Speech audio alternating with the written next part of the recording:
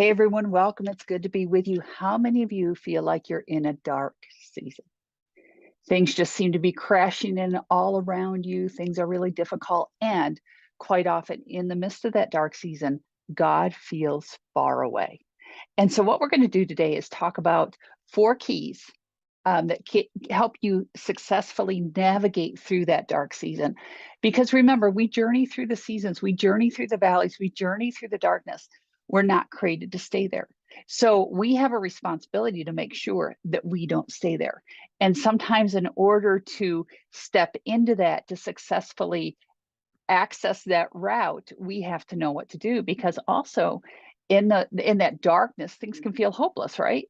So we need to know what we do. And often we'll say things like, oh, every cloud has a silver lining, it's always darkest before the dawn. We will give ourselves pep talks, okay, right? Or at least most of you guys will, because you know that discouragement, despair, depression, hopelessness, they're all there knocking right at the door, right? Okay, they're banging at the door.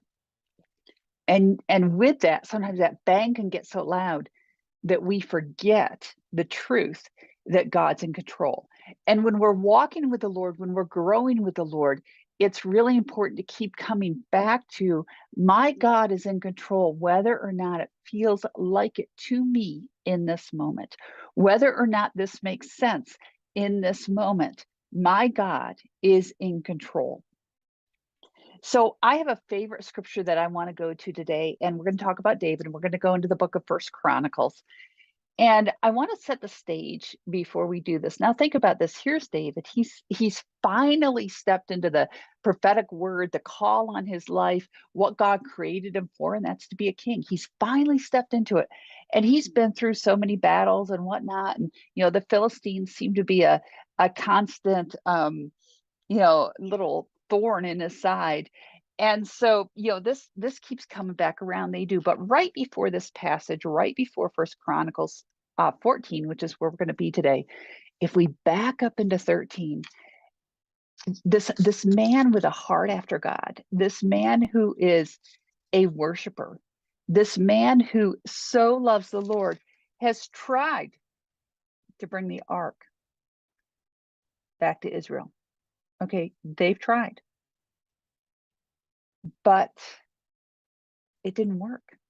It didn't work. They came back without the ark. And not only did they come back without the ark, but one of the guys carrying it was killed by God. Okay. And so David's angry. In fact, First Chronicles 13, verse 11 says, now David became angry. Okay. Verse 12 says, David was afraid of God that day, saying, how can I ever bring the ark of God to myself?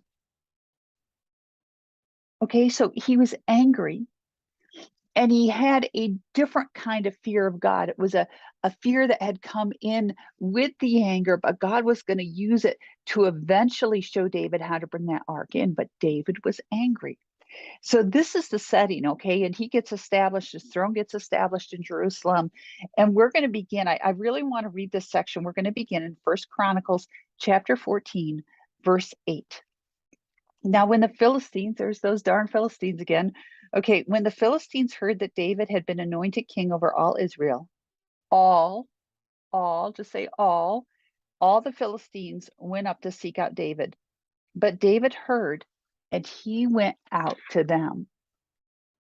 I just love that courage there, that he went out to them.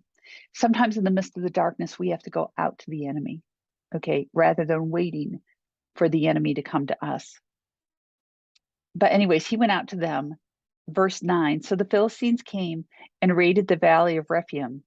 Then David inquired of the Lord, saying, should I go up against the Philistines?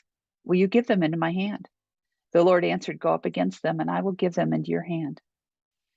And they went up to Baal Perazim, and David struck them down there. Then David said, God broke through my enemies by my hand as the breaking through of the waters.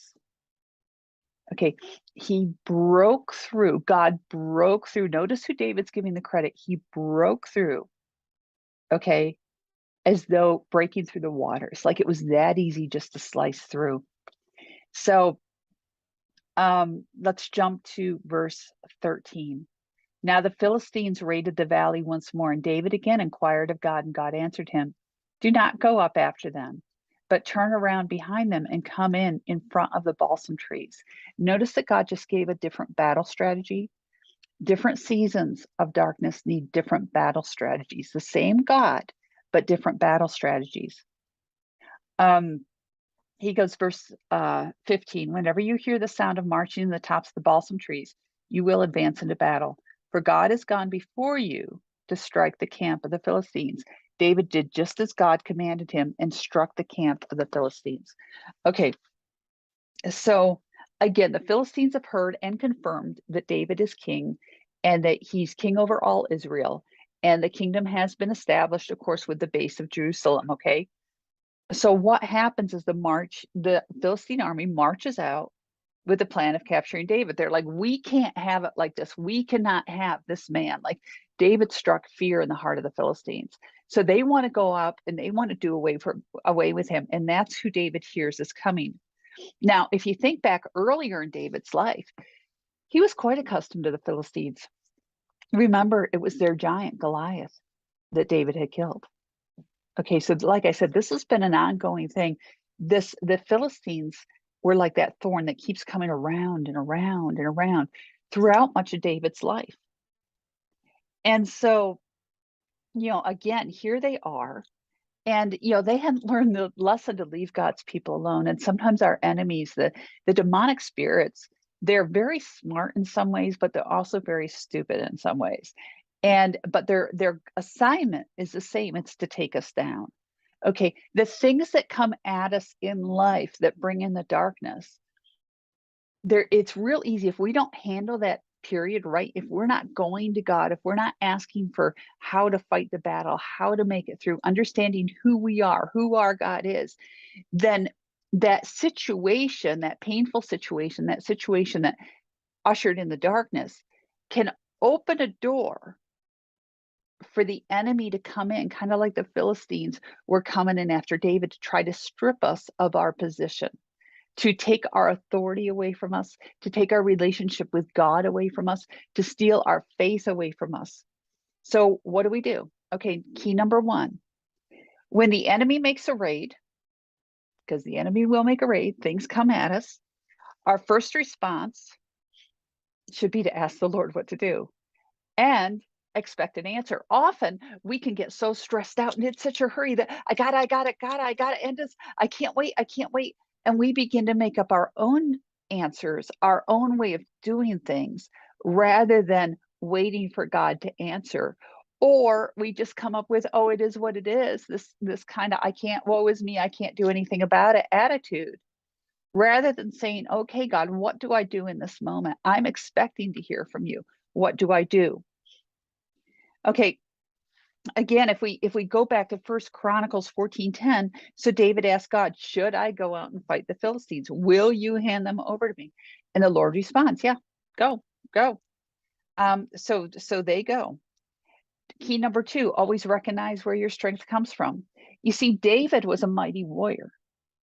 But if you look at this, he wasn't depending on his own strength. He went to God. He went to the commander of angel armies to ask for the battle strategy. He did not depend on his own strength, on his own experience, none of that, not even on his own army. He went to the most high God. Like I said, he went to the commander of angel armies. He said, okay, God, what do I do? You're in charge of this. You're over my life. So what do I do? So okay, for key number one, ask the Lord what to do, wait and expect an answer. Key number two, recognize where our strength comes. We don't have the strength to get through the stuff that comes at us, but God, and just say, but God. So David asked God, he waited for an answer.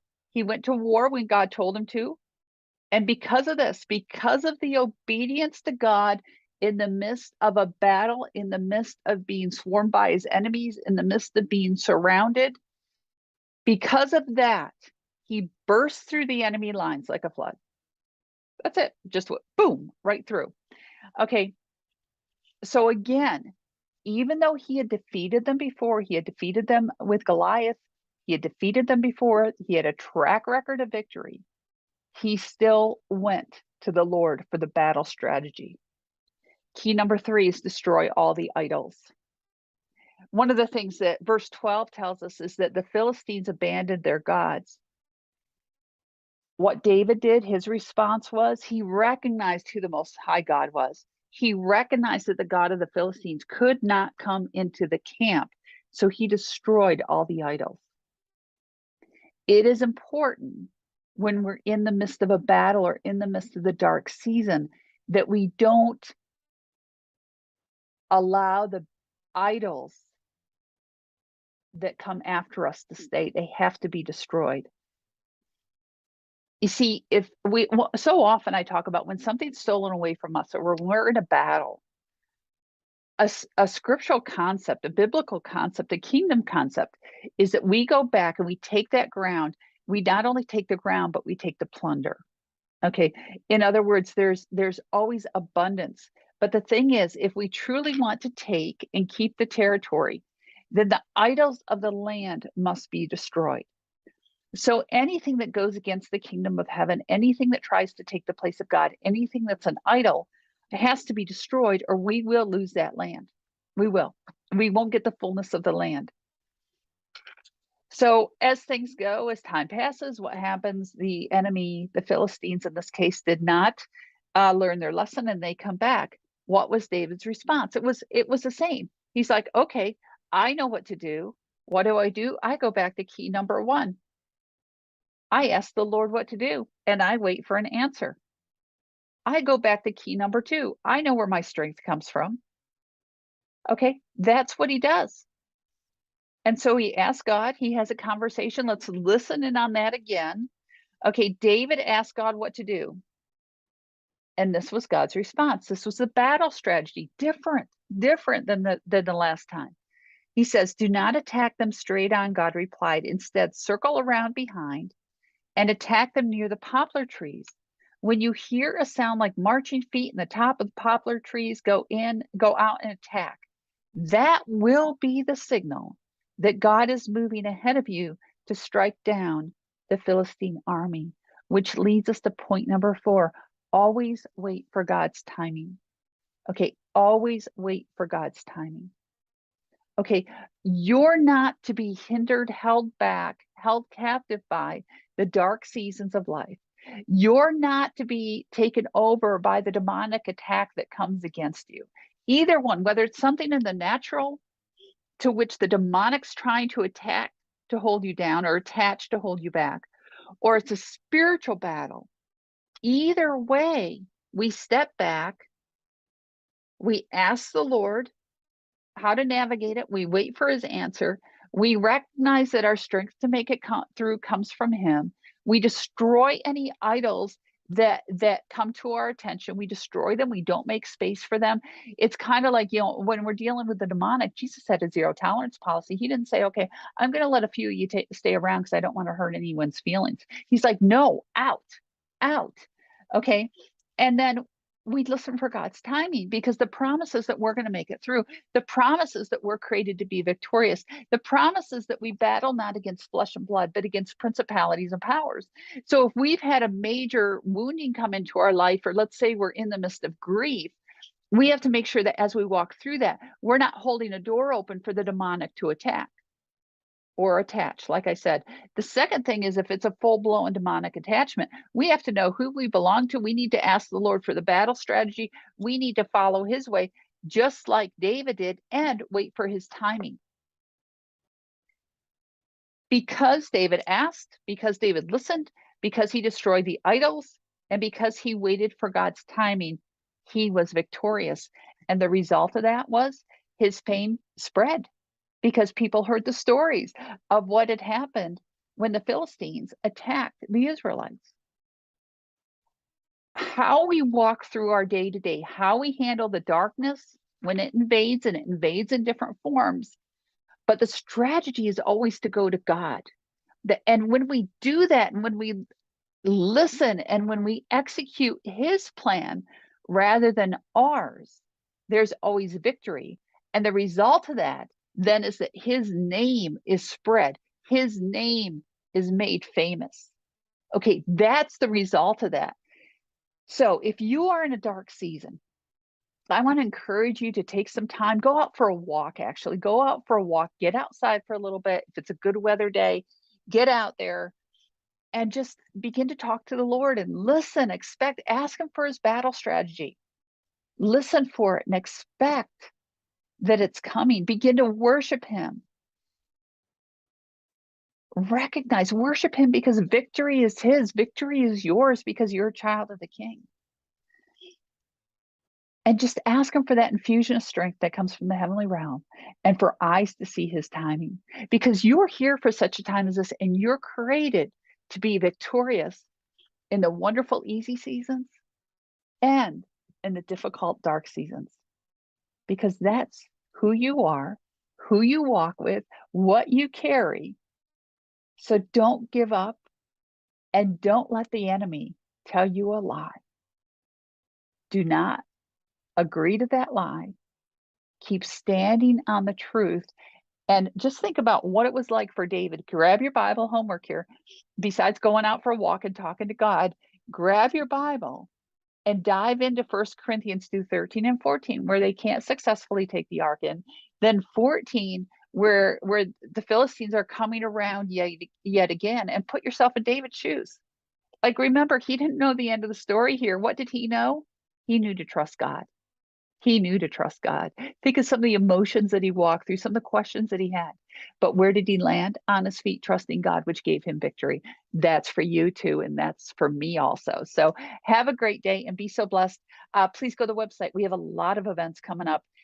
We've got a Shaw training coming, and we've got some other things going on. So make sure you go to the website, ruthhendrickson.com, and just check out the resources on there. We have blogs, we have podcast links, we have links for Facebook and YouTube, and also under the events is everything, every place that we're going to be and where you can get additional training. And of course, on there, there's also on-demand training and physical products you can get. So, just check it out, ruthhendrickson.com. Just go in there and take a look around. Okay, that's a wrap for today. You have a great day. Be so blessed. And once again, you are here for such a time as this, which means darkness is not your destiny. Darkness cannot have a hold. Darkness does not have the final say. Why? Because we have a mighty God and he has the final say.